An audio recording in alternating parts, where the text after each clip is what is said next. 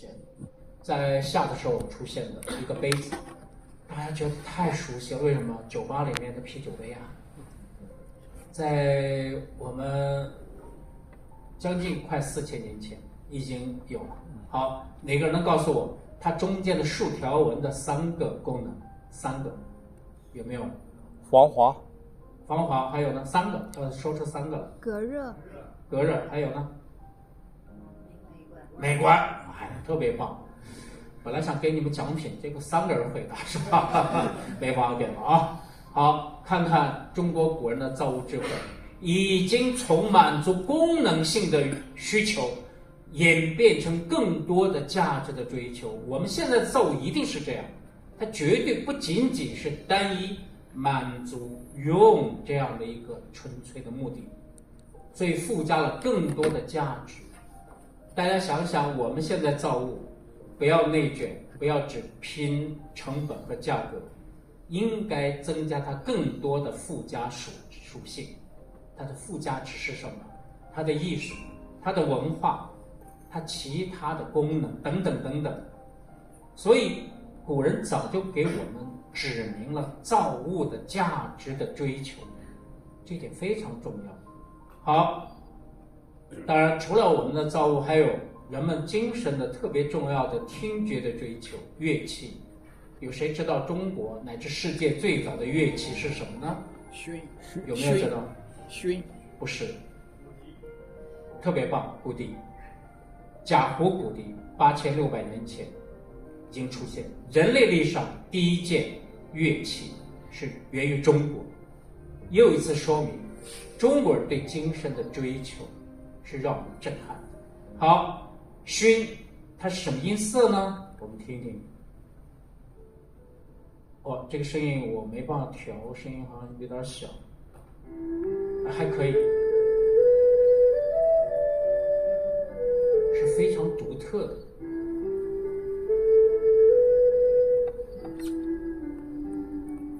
我记得特别清楚，我给外国中学校长讲课的时候，一个德国的女校长特别激动。后来她告诉我，她自己有博物馆，她从来没有听过这么美妙的乐声，她激动极了。我在想，咱们现在现场有我们的孩子，将来你们出国有机会表演的时候，我建议不要弹钢琴，不要拉小提琴，不要吹萨克斯，你带个埙试试，我相信一定是让人震撼。所以我们看到，这就是特别重要的一个事例。好，师法自然天人合一。我们看中国文字的形成，它本身就是设计。为什么？我们看到汉字的构成，排在第一位的是象形，然后形声、会意等等等等。但第一，我们看得清清楚楚，它有象形特征。所以这个本身就是设计，它把自然当中看到的一些景物，如何用象形的笔画把它表达出来，再次抽象、极简变成符号。那么符号本身，大家看看还有象形的特征，不要以为这个容易。试想，如果让我们现代人构造一个文字体系象形的，容易吗？很不容易。大家看牛和羊，笔画多么的简单，但特征又是多么的明显。看一看牛和羊，猪和狗，大家看出来区别了吗？都转了90度啊！猪和狗区别在哪里啊？猪的肚子大。好，我们成人的回答远远逊色于小学3年级的孩子。小学3年的孩子直觉性超强，一眼看出来，尾巴肚子大是猪，尾巴翘是狗。然后问大学生，一片沉默啊。所以我觉得这个字儿特别需要给大家写一下，所以还得切换一下，这个比较麻烦，这个系统。好，因为很有必要写一写加个文字，这个文字特别的重要。好，稍微等一下，我们看看这个字，与其说是写，更不如说是画。大家看这什么字呀？我听到有人已经回答出来了。路，特别少的笔画，如此优美的表达出来这个文字的美，路没有问题。大家不用学会甲骨文字，你一眼识别，这就是设计。好，再写一个，这个字是什么呢？我相信我没有画完，大家知道我在表达什么动物。哇，太厉害了！你不认识甲骨文，但一下就知道了，这是龟。你总不能把它看成一头猪吧？看这个字多棒！所以我们中国的文字，它真是师法自然的一个结果。好，当然还有特别有意思的，这个字出来了，这是一个大大的眼睛，一个女人既坐在家里，两手交叠，注意3根睫毛出来，这是特别美妙的一个描述。这个字就是妩媚的媚，没有睫毛就不妩媚。所以为什么假睫毛这么流行，是吧？美瞳，那叫美瞳。我经常说搞假睫毛设计的或者制造的，把这个字赶紧注册啊！多棒的中国人的对美的追求。好，判断一下这个字是什么呢？等一下啊，我把这个写一下。这是一个嘴巴，这是什么呢？齿，牙齿，它特别形象。把你的牙齿表达出来了，牙齿露出来了，是吧？好，再看看这个字是什么呢？嘴巴张开，好像一颗牙露出来了。这是中国现代一个汽车设计的 logo， 不是甲骨文，是啊，所以大家戏称一颗牙。是啊，但是它是长城啊，但是这个设计显然有问题。让我们百姓一眼看到居然是一颗牙，那这就有问题了，是不是？好，这是一只手抓了一块肉，这是什么呢？有，抢到了一块肉，有了，拥有了，占有了。这是一个发簪，一个女人既坐在家里，注意，女人的女字，两手交叠。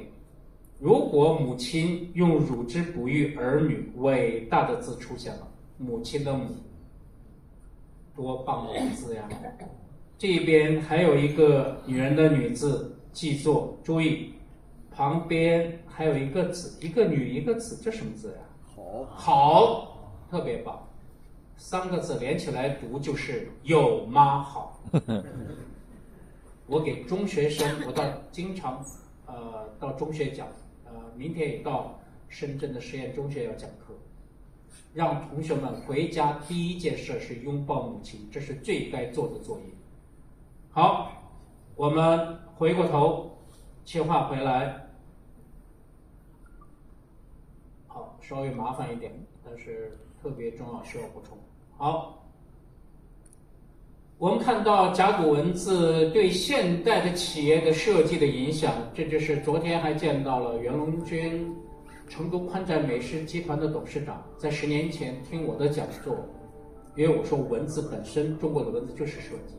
大家去过日本，如果喝过清酒，你看看那个清酒的包装全是汉字，这是一个对我们自己文化的认同。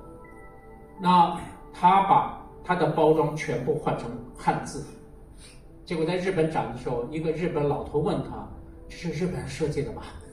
他说：“这是我们中国人设计的，因为日本人用汉字就完全盗用了我们的文化呀，所以我们中国人失去了对这样珍贵的财富的一个认知。汉字就是我们的财富，就是我们的文化。他做了一系列麻辣这个包装，有的获了大奖。好，当然还有比亚迪，比亚迪新能源车 U8、U9， 它的 logo。”用的什么甲骨文的垫字？大家想想，这是什么样的一种文化的自信和表达？对，这就是用甲骨文作为企业的一个标志，非常的伟大。好，还有四合院，这是天人合一思想的非常重要的一个设计的代表，师法自然。那么我们在北半球住，所以它的房子，面朝南边，太阳能够射进来，好，阳光可以射进来，好，更加重要的是中轴对称，坐北朝南。我们要知道庭和院的区别是什么呢？这里面给我们展示了左边为庭，右边为院。所谓大庭广众，闲庭信步，这是公共活动空间，我们内外是有别的。所以更重要的，我们看到了院子里种树，甚至种花种草。后面的设计又把河流引进来，小桥架起来，假山又竖起来。这就是中国人的对自然的非常的渴望，天人合一的这样的设计思想，这是典型的一个代表。好，王树，中国美院建筑学院院长，他写了本书造房子，他特别坚持继承中国优秀的古代的建筑设计思想和现代的我们建筑的技术去融合，他因此拿到了普利兹克奖。注意，普利兹克奖非常难拿到这个奖，中国现在只有2个人，他是第1位。大家看看杭州版本馆是怎么样的一种震撼，它有中国建筑的文化的精髓。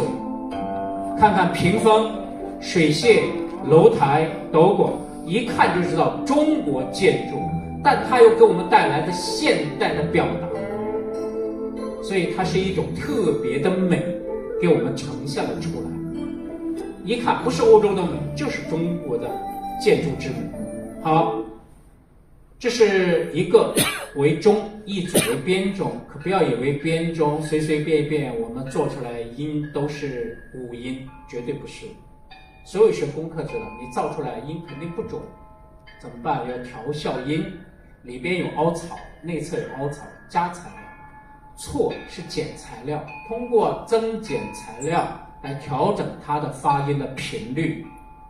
我说起来简单，这个钟，一个钟敲2个音，宫商角徵羽5音，正击侧击相差3度，多难！我在想，古人怎么校音呢？这是一个匪夷所思的问题，因为你错闭后的时候，正击侧击的频率都会发生变化。好，更别说古代的钟埋在地下，生锈变形。马上看到一个将近3000年前的造物，就是一组编钟编磬，挂起来没做任何校正，敲出来的声音，大家想想会准吗？因为你们家里的琴1年不弹，那个音就变了。这可是埋了数千年的编钟和编磬。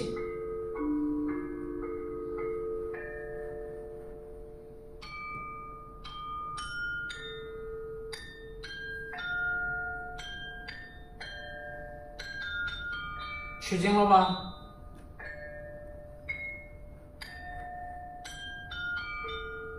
金声玉振，讲的就是这样的声音。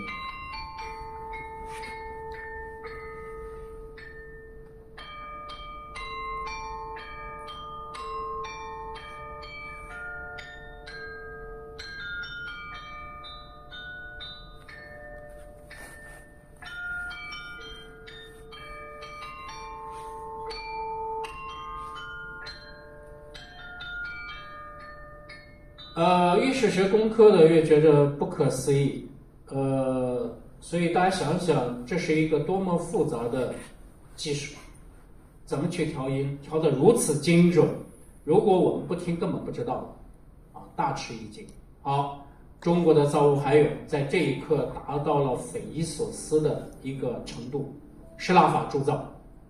施蜡法是一个非常先进的铸造方法，现在叫熔铸法。那么要知道，中国在2500年前就做到如此的这样的一个设计和制造。大家想想，这是一个鼓座，曾侯乙鼓座，你能想到它是什么结构吗？9条大龙，还有好多条手，盘旋而出。注意，我们现在绝大部分人不可能有这个想象力，古人不仅有想象力，而且把它制造出来。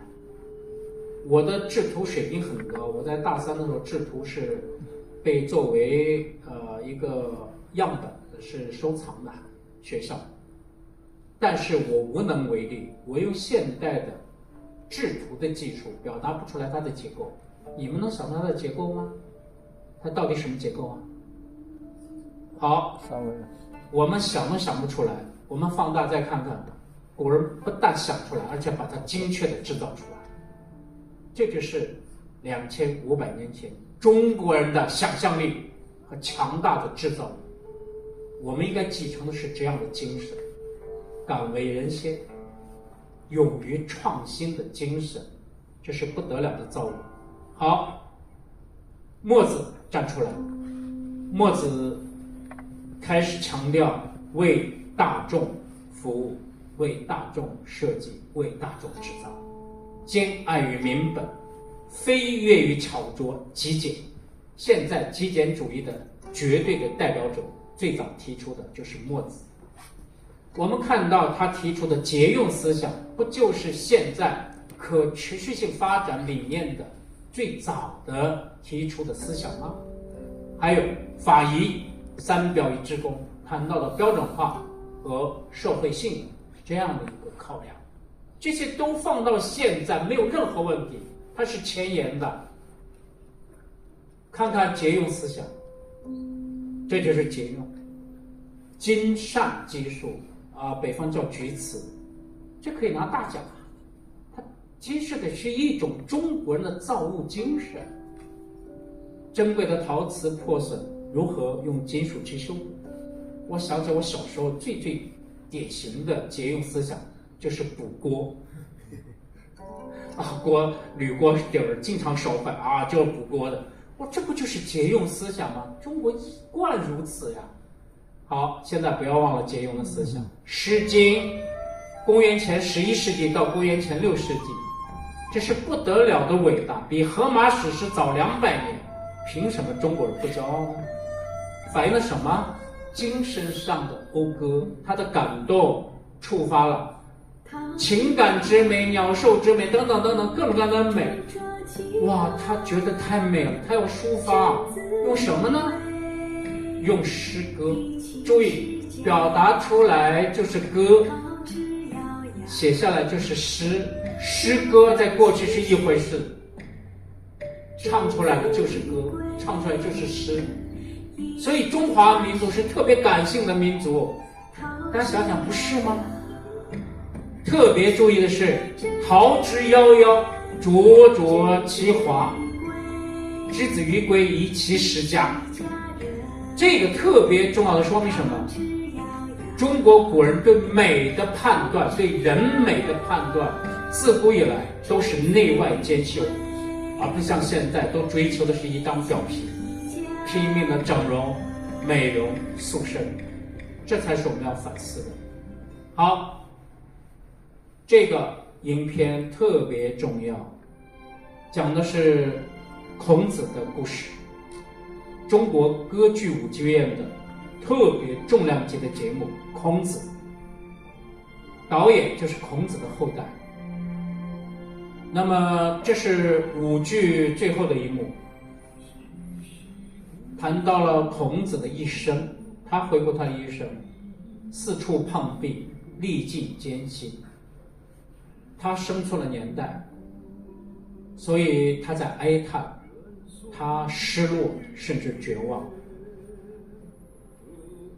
但是孔夫子让我们特别动容的是，明知不可为而为之。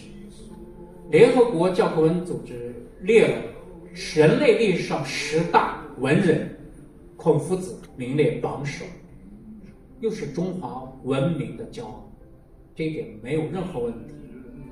所以孔子的思想是让我们震撼。不知贤者，他也在问天，对，他也在抱怨不公，为什么我的梦想不能够实现？以身将老，生不逢时。所以我们要看舞剧，要知道它的文化性表达的是什么。所以孔夫子这一刻，他从地上跃起的这一刻看到了什么？灯光亮起，72贤人3天弟子的形象出现，预示着他的思想后继有人而代代相承。大家想，中华文明不就是这样的特征吗？所以我们看到他欣慰，我可以想象到，他知道他的梦想总有一天会实现。所强调的仁义礼智信，我们看到更多的现在所失的是礼，男士左手在上，女士右手在上，绅士一礼，表达了自己内心的对对方的尊敬。大家可以看看现在这些演员朗读的是什么，全是孔夫子所说的话，这一刻太让我们吃惊了。我专门配了孔夫子他所说的内容，按照这个字幕的方式出现。要知道，这可是春秋末年、战国初年的一个贤者。我第一次看到这一刻，不禁热泪盈眶。强大的文化的功名，特别感动。难以想象，在那么久远的一个贤者，居然能这么深深地打动了现在的我。这怎样的伟大呢？他的话甚至可以作为我们一生的座右铭，不是吗？读一读吧，在这里。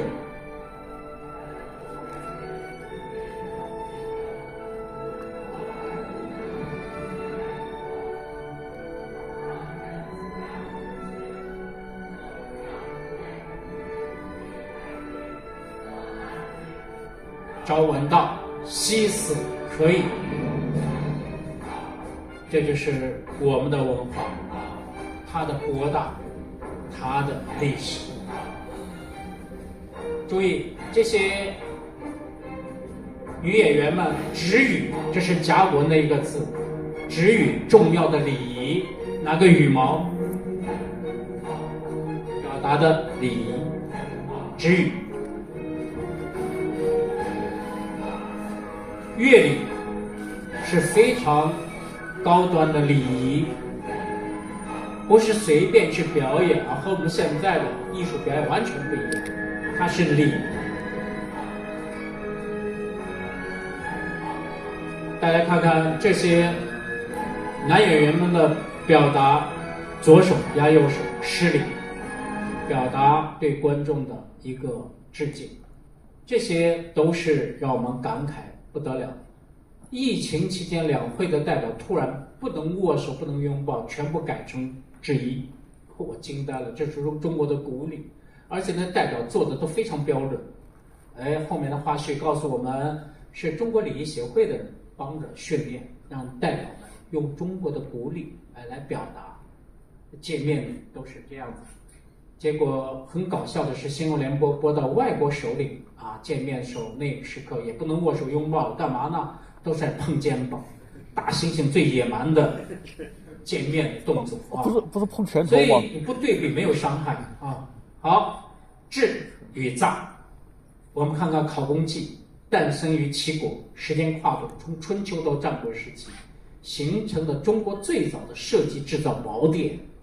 中国人也在总结制造经验。天有时，地有气，财有美，工有巧，合此四者，然后可以为良，到现在依然受用。中国的造物的法则，因为当时更多的材料是天然的材料。那我们看看兵马俑出土的4万枚箭头，它严格遵循了考工记的造物的法则去制造，才美工巧。它的材料让我们很吃惊，铸造2次，材料的比例，锡的比例不一样。铸造唐的时候，锡是加了锡3%，加了具有铸造流动性的1%的铅。这就是膛，膛干嘛？是插箭杆的这一部分，所以它不能过于硬，硬了就容易脆断，所以它把锡一下减得很少。而做箭头的时候，第二次铸造它分2次，第二次铸造的时候锡调到20%，注意这个概念是什么？坚硬无比，做兵器最高的锡的比例就达到20%几。什么叫才美工巧？更加重要的3个棱，它不是2个翅膀，2个翅膀我们都能知道，风一吹很容易偏离目标，而3个棱是抵抗风力最佳的设计，切割铠甲能力也是最强。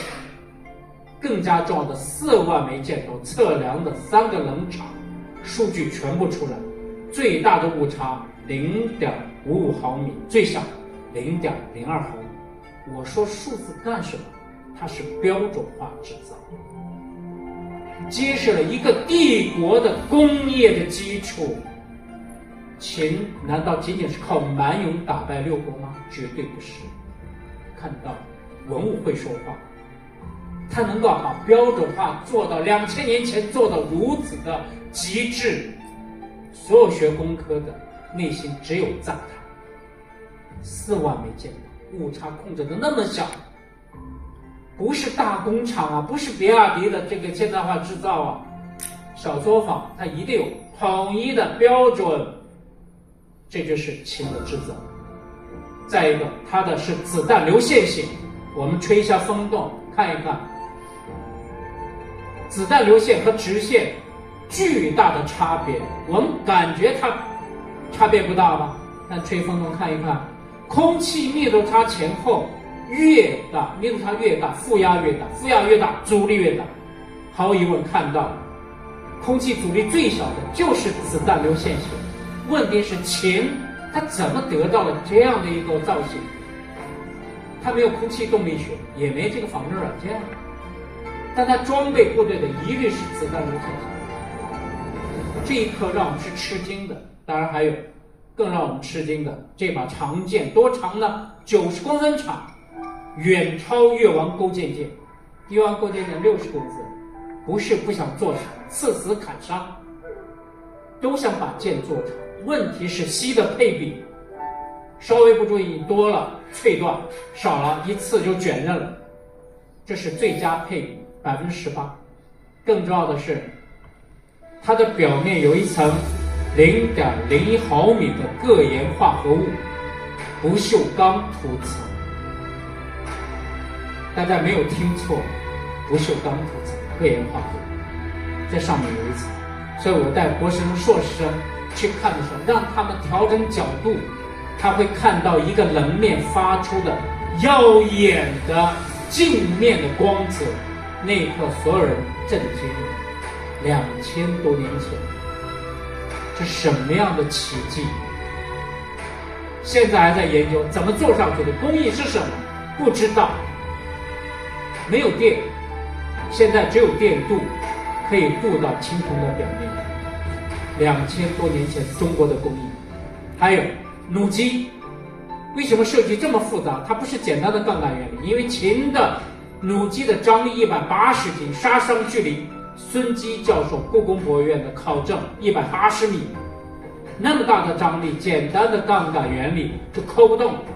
它是一组2个固定轴，1个活动轴，轻轻扣动可以轻易激发，非常棒的设计。它还有一个叫锁紧结构，你由上往下压，纹丝不动，不会触发，不会走火。而且看看它的零件，因为出土都是散落的，木质部分都朽坏了。专家们一测量，大吃一惊，标准化制造，兵器可以在战场上互换，这能带来什么样的好处呢？大家想想就知道。好，这是铜车马，这是秦始皇陵旁边的一个陪葬坑，不光是有兵马俑，还有铜车马，3000多个零件，每件1吨多重。请问世界上其他的博物馆有这样的文物吗？我告诉大家，绝无仅有，中国只有中国。这是一个代表当时的先进的科技，30多种加工工艺加工而成。看码头上的道，最细的0.15毫米的青铜冷拔丝，这是拔丝拔出来的。好，不同材料的焊接，金和银不同材料的焊接，完美焊接。还有，这是码头上的子母扣，就是这个地方一个带子。好，你们看到了像什么？手表的坦克链，就是我戴的手表的坦克链。注意1/2大小，码头大概这么大，1/2这么大。再看坦克链多大，不就跟我们手表的这个配合很相近了吗？2000多年前，中国的精密加工没有问题，没有标准化，没有精密加工，怎么能造出这样的东西呢？这就是中国人的造物，中国人的创新就在上面。还有伞盖2.3平方米这么大的伞盖，平均厚度4毫米，一体浇铸成型。现在想一想，依然不可思议。当时的技术条件是什么？模具怎么造？温度怎么控制？温度不均匀，流速就不一样。流速不一样，你造不出来这个东西。看看这些我们看到的文物，它背后折射出来是什么？是秦的科技力量。当然了，秦让我们感动的还有田律法，更多的法构成的律。这部法春2月到夏7月禁止砍伐山林，禁止烧采为灰，禁止打猎，禁止网去捕鱼，禁止打怀孕的母兽。什么法律？全世界第一部自然环境保护法。大家难以想象吗？战国时期出现，秦的时候出现田律。所以中国人的天人合一的思想，这是不得了的。它要可持续性发展，一定有的区域一定要保护，因为春天来了，万物生长，它一定考虑是可持续性发展。好，这是艺术，兵马俑、陶俑和陶范加希腊法制造的水琴坑里面的青铜水琴，个个栩栩如生，惟妙惟肖。我不细讲，今天的时间根本就不够。我在广州是讲2天的，这个讲座是讲2天才能细细的展开。只告诉大家，陈丹青看了之后说出了一句话：中国古代雕塑远超欧美，却长时间被人们忽视。这是他的原话。陈丹青科学人员，学习于西方，成名于西方，精通西方艺术史的人，他居然说了这句话，让我们大吃一惊吧。看看，所以看看将军就是将军的样子，士兵你再看士兵的样子不一样。如此真实的一个雕塑，达到了中国雕塑的极高的一个水准，关键它是大规模，它不是1、2件。好，文物背后就有人，造物的人和使用物的人，有人就有情感，有情感就有故事。这是中国最早的2封家书，2个秦兵写给他哥哥，他哥哥叫钟，2个秦兵，一个叫黑夫，一个叫金，写给他哥哥。我们兄弟俩立的战功记到家了吗？他们为谁打仗？这句话全部说明，因为他们大概是要战死沙场，他为家族生存而战，一旦立战功，家族世代无忧。我可以告诉大家，就是杀一颗甲式人头，岁俸50担粮，1年养活8人口粮，给100亩土地，给1000多平方米的宅基地。天哪，在深圳你有这个，你什么都可以不干，对吧？所以我们要知道，这是秦人为什么打仗，是因为中奖。你不打仗很可能生存不下去，所以秦人是盼望打仗，一听到打仗都在欢呼的，史书好多都描写了这个场景。那么这2个士兵显然为他们家族生存而战，但是他们知道大概率是死亡。两个弟弟碰在一起，分属不同的军团，碰在一起，商人给家里写信。黑夫是这样写的：黑夫今敢在拜问中，母无恙也。妈妈还好吗？想妈妈。他们当兵的年龄多大呢？大概率大概在15、16岁，很小。第二个是今，今多问心腹，是他的新媳妇，愿是他的妹妹。今多问心腹，愿皆得无恙也。心腹勉励是善两老，这句话让我们心酸的。为什么？他知道大概率战死沙场，赡养父母的重任就拜托给新婚的妻子了。看看，特别是这个金，尤其爱他的妹妹，在信末一再叮嘱自己的妹妹愿不要到太远的地方看柴，现在兵荒马乱，盗匪极多，很不安全，自己的生死都无法去预料，还在操心自己亲爱的妹妹，浓浓的亲情溢于言表。中国人2000年前的情感没有问题，全部暴露了出来，表达了出来。可惜的是，考古专家大概率断定两个弟弟战死沙场，因为哥哥墓里面最珍贵的文物，他陪葬物就是两封家书，显然一直没有寻找到他给家族做出最大贡献的两个弟弟。所以我在想，是不是他有一个愿望，在另外一个世界带着两封家书去寻找自己失散多年的弟弟。这就是中国人的情感。这个音乐非常的棒，谁知道这个音乐出自于哪个电影？英雄作曲家是谁？英雄啊，特别棒，英雄。作曲家谁啊？音乐是我们感性素质的非常重要的一个方面。作曲家谭盾拿了奥斯卡音乐奖的作曲家。我在这个地方用这个音乐显然有用意，他们家族人都知道，不知所踪的两个弟弟就是他们家族的英雄。好，这是特别重要的汉代的一件文物，这个文物夜鱼铜灯，类似还有长信宫灯。这个灯特别重要的设计是可以调节光的方向，开合可以调节光的强弱，旋转是方向改变，真正以人为本的设计。更重要的是，它的故事没有完，看看它的剖面，居然有烟道，它是一台带油烟过滤器的台灯。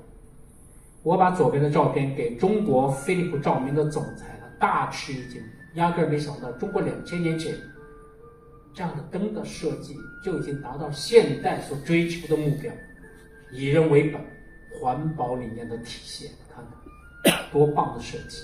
这个灯的故事没有完。大雁代表什么文化寓意啊？鱼大家知道，年年有余。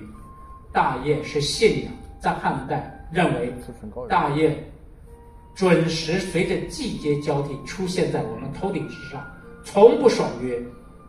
人之常性，当犹如大雁。好，大雁还有一个让我们动容的品质，如果一对大雁，一个死了，另外一个不远飞了，在死去同伴的头顶上盘旋不已，哀鸣不止，直至筋疲力竭，坠地而亡。看看汉代的追求是什么？我们现在的造物很少有文化性，不信，当你们回家把你们家的灯都数一遍，有几盏是有文化的呢？你们回家做一件这件事情。所以这是汉代的灯。好，这个是国宝，陕西历史博物馆的国宝鎏金银铸件铜驯鹿。我在中央电视台也讲过它的鎏金工艺，很复杂，说起来容易，这个过程产生巨度，所以现在做的人越来越少。那现在更多的是镀金，那么过去是6节，5根竹节9条龙藏在里面，9五之尊，黄老之学，什么时候呢？铭文揭示了这个时代，内者上握凸黄金、银竹节、铜线龙一句并重，10金，后面还有年号，汉武帝时期。虽然读者如数，黄老之学并没有退出历史舞台。那么更重要的是，我们看到这个山形，后世称它为博山鲁，这个叫博山鲁，大家要知道，看到这个造型就知道叫博山鲁。汉代没有叫，后世的人叫。汉代这么多山形叫博山鲁，什么？仙山的总称叫博山，所以就是仙山的符号。这时候人们没有宗教思想，注意汉代还没有大规模去流行传播佛教、传播道教都没有。这是人们最主要的是追求神仙文化，信贵神。大家想想，把我们用珍贵的丝绸换回来的香料和西域换的主要的香料，换回来它是一点就没了的奢侈品呀，难以想象吧？因为大量是树脂类的，燃烧时间长，点着了以后放到香炉，盖子盖住，这一瞬间出现什么场景？各位能想象吗？它是在造镜。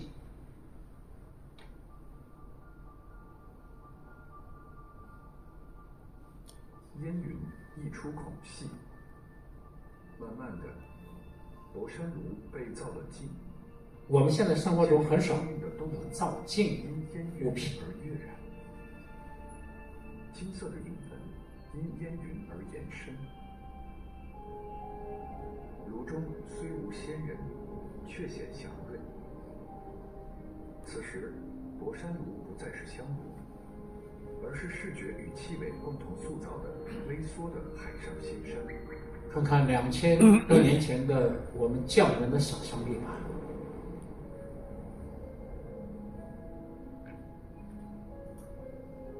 在山水意象通过卷轴绘画给人们带来想象之前，汉代的无名工匠们已将山的神秘借以3D 思维表达。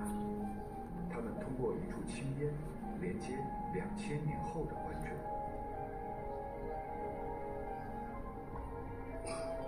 时间精密地计算着生命起灭的轨迹，烟云计算着万物呈现的声、色、气，计算着从这头到那头一念的距离。非常棒的文案，如果我们的孩子能写出这样的文案，高考作文满分啊！这是有文化性啊，特别重要。好，这个是2013年在成都老关山汉墓出土的提花织机。提花织机什么意思？可以靠经纬的主要经线的彩丝，可以织出来彩色的织金，不是染，不是绣。这是计算机点阵图形的最早存储矩阵，存在哪里面？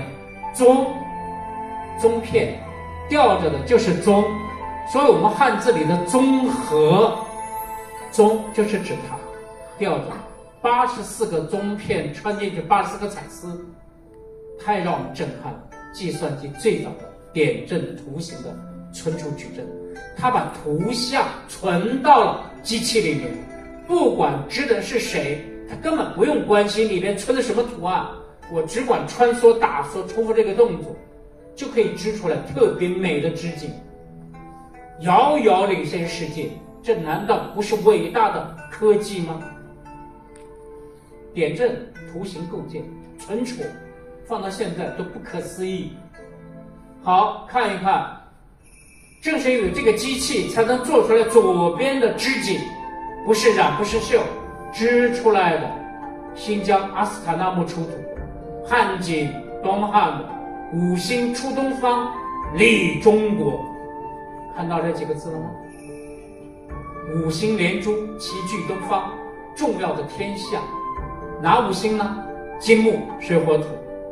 下一次五星出东方什么时候？告诉大家，你们一定要记住，2040年的9月9号。想想你们年纪多大了？我相信在座的人一定能看得到。大家想想，在那一刻，美国芯片再不可能制裁我们，不是吗？中国一定在越来越多的领域超越美国，世界第一。再一次五行出东方，立中国。我们不迷信，但是这个时间点如此的巧合，太震撼了。所以我特别期望那一刻一定早起，再次看看五行出东方。不要睡过头啊！这件衣服素纱单衣总重量多少？49克，难以想象的轻。现在我们的科技工作第一次复原是多少克？大家一定记住这个数字对比。汉代的是49，不到1厘。现在第一次仿制是200克，你以为容易吗？不容易。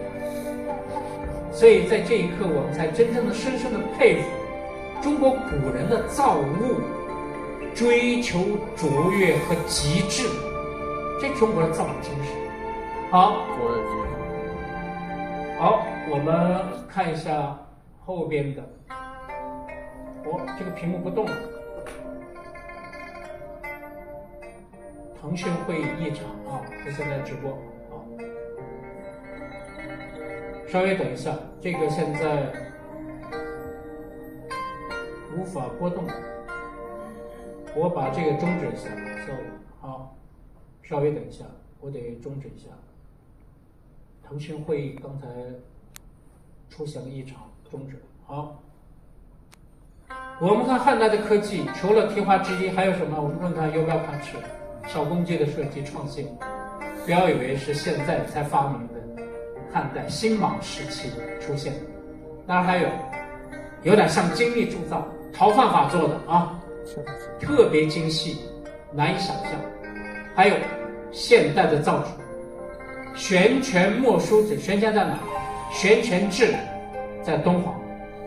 西汉造纸改变了人类文明的进程。看看，这是中国人给人类文明的贡献。还有记里程车，走1里，2个小磨可以敲鼓，干嘛？告诉底下坐车的人，计价器跳表了，加钱。我每次看到出租车计价跳表，我就想到了，这玩意儿汉代就有了。你看它齿轮是这样驱动的，厉害了吧？还有我们的瓷，难道不是科技发明吗？完全是科技发明。瓷大规模的应用是在汉代，记住啊，大规模的成熟的应用。那么还有球磨铸铁在汉代已经出现。现代球磨铸铁的诞生是什么呢？1948年。看看中国的科技吧，难以想象2000年前球磨铸铁已经成熟的冶炼和应用。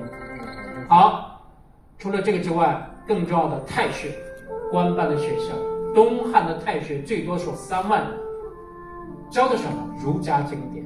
所以在这一刻，我们中国的文化，我们百姓的文化是怎么样的普及？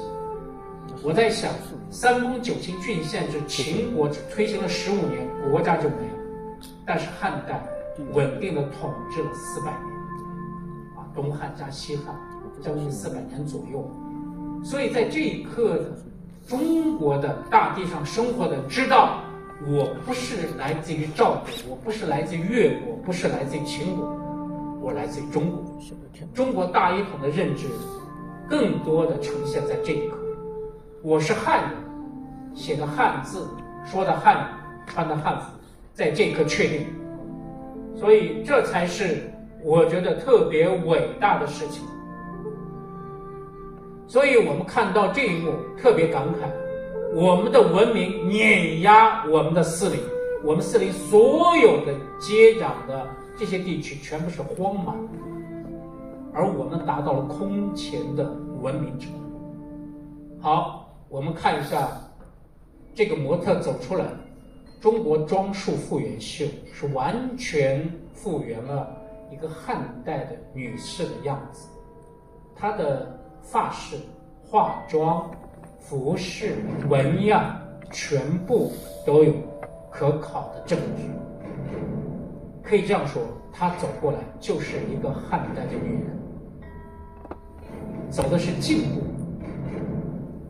注意，庄重、典雅，这个词形容她再合适。她的气质极其高雅。我们现在的很多的女士追求的不是这个，只是表面的漂亮而已，举止粗俗，没有修养，比比皆是。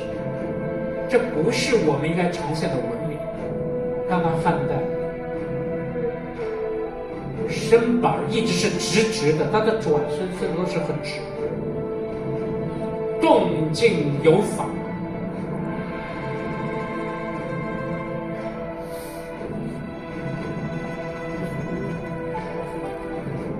这就是我们2000年前的中国。看这小帅哥秒杀现在的小鲜肉和粉底液将军，是吧？什么叫真正的男人的气概？佩剑，特别注意佩玉。君子之品无瑕如玉，君子之品温润如玉。中国儒家特别关注的人品的美，它都给你呈现出来。所以我觉得我们失去了太多，我们的教育缺乏了对中国传统之美的一种浸润，所以我不希望我们的孩子出现了一个病态的这样的审美。这是中国的主流的美是什么？给我们看得很清楚。看看服饰，看看颜色。好，做一个小的题目，西汉故事。注意前提，审题很重要啊。我觉得高考未来肯定要出这样的题啊。西汉故事，3个成语，3个都要说出来。说出来我给你奖励啊。我签字的明信片在这里，我看谁能拿走啊。谁能说出来3个成语？3个。项庄舞剑。好，3个，来，这位先生。项庄舞剑，衣带沛公。对，第一个对，第二个呢？3个都必须说出来啊，才给奖励。第二个什么呢？第3个呢？好，请坐，有没有？来，咱们这位先生。是明修栈道啊，特别棒。第3个呢？月下之韩信。一个将军牵匹黑马，这黑马叫乌骓马。和一个女人在说话。别姬。霸王别姬，很可惜没有一个拿到了啊。每个人都答了一个。特别重要，我特别说一下，最重要的说了哪个呢？霸王别姬。霸王别姬是悲剧，传唱了2000年的悲剧。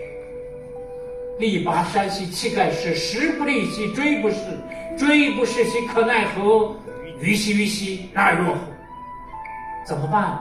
虞兮啊，虞姬，我保护不了你，我又不能走，怎么办？两难，人生或多或少都会遇到两难的处境，这一刻束手无策。大家能想到那个场景吗？自己最心爱的女人无力保护，虞姬知道她的结果是什么？必死无疑。所以告诉项羽说：“大王，你快看那边是谁？”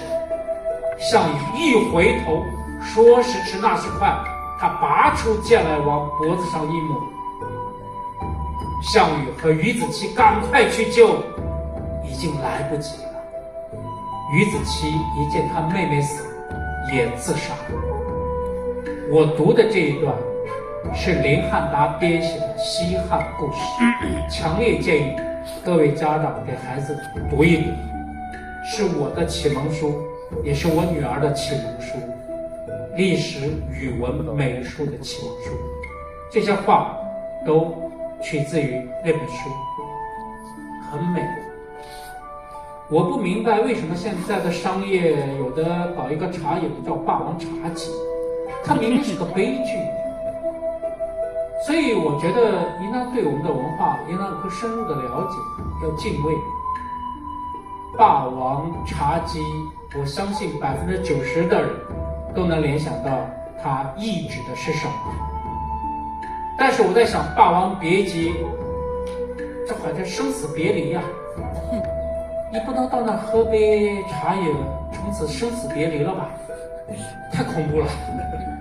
我特别想听一听创始人怎么解释他取这个名字的文化故事，一直没有找到。所以文化要敬畏。好，这是盛世大唐，这条马路朱雀门街宽度多少呢？155米，比北京长安街宽35。这个时代是什么时代呢？9天昌河开宫殿，万国衣冠拜冕旒的时代。万国来朝的时代，现在依然没有超越。请问这是谁写的诗啊杜甫。9天昌河开宫殿，万国衣冠拜冕旒，谁写的诗啊？李白吗？这么王维。为什么我们叫文化的复兴没有达到原来的高度，才叫复兴？复兴是再次达到，明白了吗？一旦达到，我们口号一定变叫超越，没有提超越，我们到现在没有提文化超越，只是文化复兴。所以国家的认知非常清楚，我们没有达到我们曾经的巅峰。看看这些诗词：长安大道沙尾地，汉风无尘雨无泥，天街小雨润如酥，草色遥看近去。天街指的就是这条大街。这个城极其的壮阔，它是巴格达的6.2倍，巴格达排第2，第3是东罗马拜占庭，是拜占庭的7倍。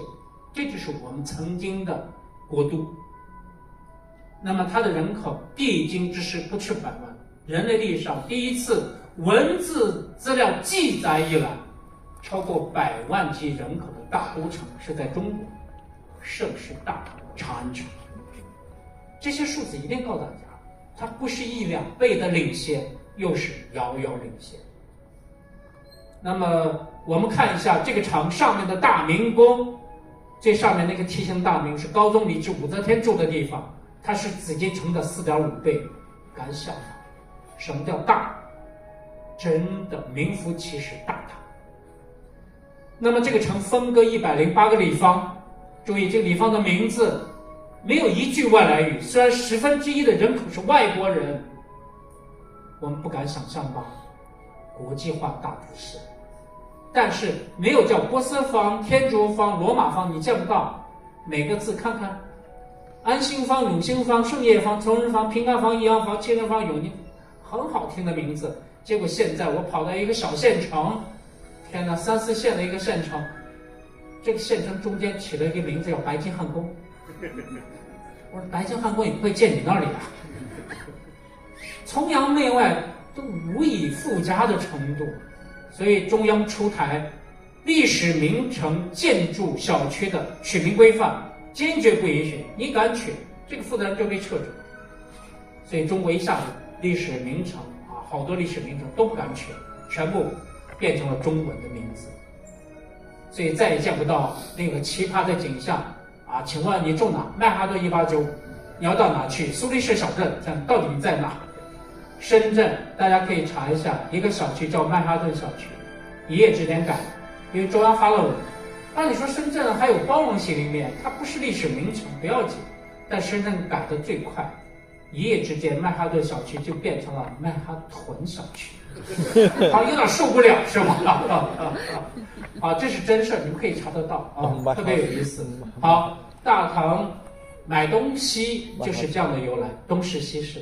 看看东市西市，东市8000家店铺，西市1万家店铺，开市半天，人们很匆忙，你干什么去啊？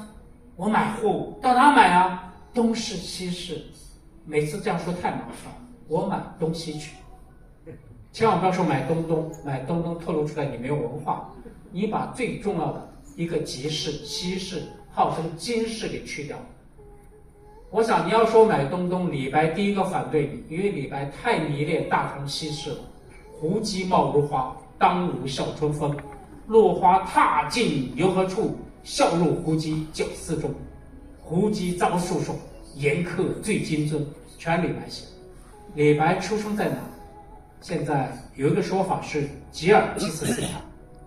要知道，吉尔吉斯斯坦的国家发行的货币纸币上面居然有李白头像，大家都不知道吗？李白是我们的人，我们很震惊。哇，一想他就出生在吉尔吉斯斯坦啊，所以各国都在争啊，是吧？只要李白出现在他们国家，他都要说这是一个世界名人，中国的诗圣，是吧？这是不得了的一个故事。好，我们看一看盛世大唐真实复原的场景。一个工程师用最科学的方法考证，把大唐的尺度比例全部精确复原。他的门楼，小区的门楼，在日本法隆寺就是这样，浅草寺就是这样，大唐的大家知道。所以我去年的7月份带来小学生去了日本干嘛？不是哈日，是寻找大唐芳华之旅。中国没有了，日本留下了太多的大唐的遗存，我们在感动啊，去寻找大唐的样子。